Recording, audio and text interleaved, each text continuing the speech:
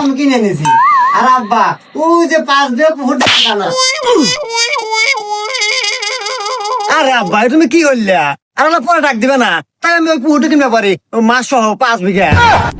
হারাম দাদা, উনি কিনবা 5 বিঘা পুকুর। ওই ওই যে জাহাঙ্গীরের দোকানে 10 টাকা বাহি কাছু, ওই আমার কাছে ধরছিল 10 টাকা।